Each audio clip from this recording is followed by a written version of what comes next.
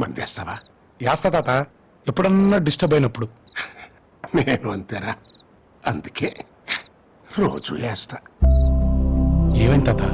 ఆస్తులు వాళ్ళతో పాటు నా కొడుకులు నన్ను కూడా పంచుకున్నారా.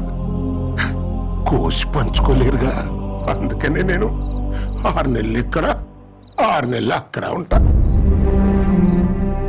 వచ్చి 6 నెలలు అయిపోయిందిరా. రేపు చిన్నోడింటికి వెళ్తాను. అసలు ఏం జరిగింది తాత? ఏముందిరా, నేను 2వ పెళ్లి చేసుకోవడం పెద్దోడు తట్టుకోలేకపోయాడు. కొన్నేళ్ళకి చిన్నాడు పుట్టాడు. కాలం గడిచిన కొద్దీ వాళ్ళిద్దరి మధ్యన దూరం పెరిగిపోయింది. ఆ తర్వాత నా పెద్దల్లుడు పెద్ద కొడుకు పక్కన చేరి ఆ దూరాన్ని వైరంగా మార్చేశాడు.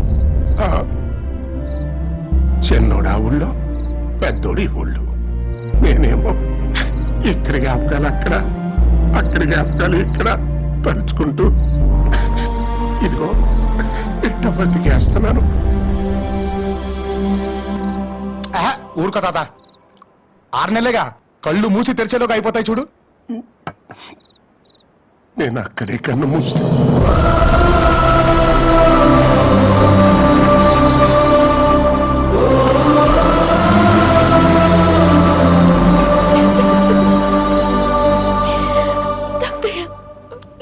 ఊరుకోమ్మా.